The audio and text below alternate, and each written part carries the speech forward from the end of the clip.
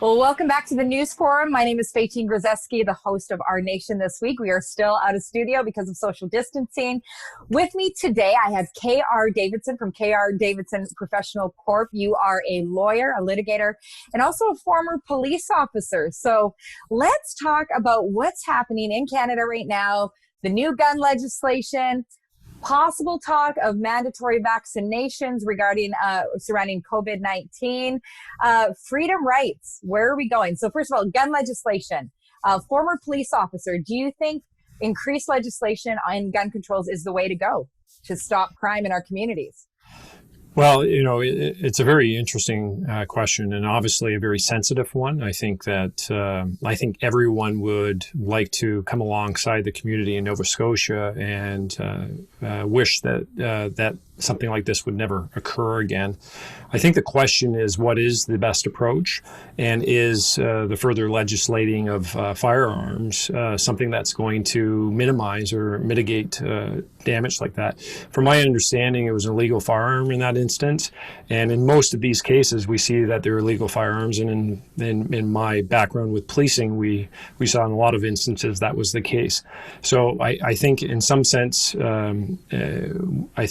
I believe Canada in and of itself is very restrictive in the first instance, whereby assault, fully automatic assault rifles, et cetera, like this are prohibited already. So I think the question would be, how are we dealing with the illegal firearms? Because those seem to be presenting the greatest issue.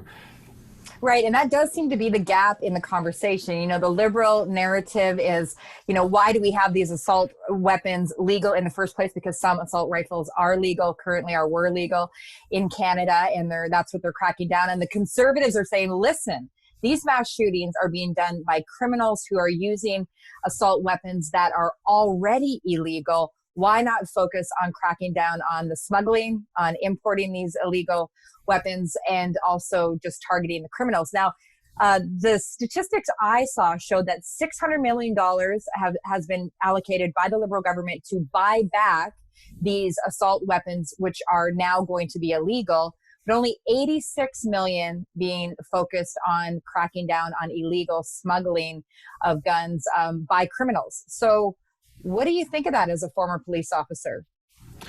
Well, if we had that much money to be able to expend towards ensuring something like this did not happen again, I would hope that would be allocated to our major airports, where we see the majority of illegal firearms and illegal substances coming in. I think that would be the greatest return on the dollar if one's looking to ultimately mitigate that. There's a variety of other issues that are in play. There's also, many of these instances we're seeing issues with mental health issues, et cetera.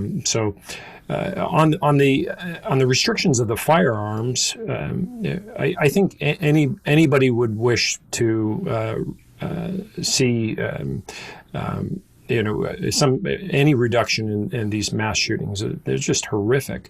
But from my background, I've seen that most of the individuals that are licensed and that have these firearms, they're rather responsible. And I'm just inquisitive of whether that's the correct approach. Right. Now, if you were Minister of Public Safety, where would your focus be? We've already talked about smuggling, criminals, cracking down on criminals, putting more focus there. Is there anything else that the government can be doing to help mitigate these mass shootings? Well, I think that there's two parts. I think first and foremost, I think if there is attention with respect to our borders, I think that would be the greatest point of attention. But this is not a single answer solution. We're taking a look, even where we're at with respect to video games and just the desensitization of our society with respect to harm like this. It ultimately has an effect, and there's no doubt that in all of these instances, we're generally seeing people with significant mental health issues that are desensitized to the value of life. And I think that if the government can focus on the value of life component and really be a voice in that respect, I think that that would be a positive role for the government. I think you're right. You often hear it said that the issue is not the issue at times, and I think this might be one of those situations. Obviously, no one in favor of criminals having guns to kill people. We need to find a solution for this, right? Now, let's pivot and talk about another controversial topic, vaccinations. My goodness. And mandatory vaccinations potentially. Now, there are some jurisdictions in Canada provincially that already require certain vaccinations for children, for example, to go to public school. But definitely an increased focus and increased push on mandatory vaccinations. Now, I don't want to necessarily talk about whether vaccinations are good, bad. I think most people would say that there is mixture in this conversation, and not all vaccinations are created equal. As a litigator, how do you feel, or how do you view the whole aspect of mandatory vaccinations as it pertains to Canadians and their constitutional freedoms? Yeah, I think that this is going to be the big question. We've seen in some of the legislation we have provincially with respect to vaccinations, whereby they've carved out exemptions for religious or conscientious objections. Some provinces have challenged that. If we see mandatory vaccination in this respect from a constitutional perspective, we're going to be seeing likely challenges under Section 2B and specifically Section 7 of the Charter, where the right to security of person. This is I think that this is something that would need to be debated greatly in Parliament, and there would have to be significant contributions with respect to how this would roll out if something like this was even going to be contemplated. Right. You said three words there: debated in Parliament. I think that's part of the issue here, that people are a little bit alarmed that some of these things are being pushed through, even at a policy level, without Parliament sitting. As a Canadian, how do you feel about that, K.R. Davidson?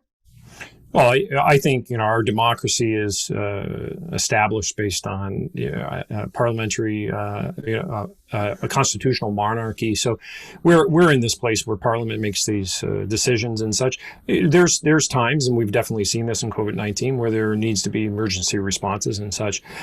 But this is a significant issue, and I think as we're approaching flattening the curve, I think that we're probably in this place where we can step back, we can add some more time to addressing these issues. I think the last thing that we want is to just be seeing executive orders coming out on major issues like this. I'm sure the government doesn't want that. So.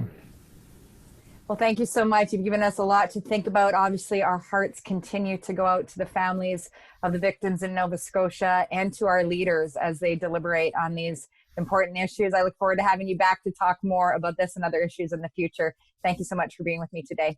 Thank you.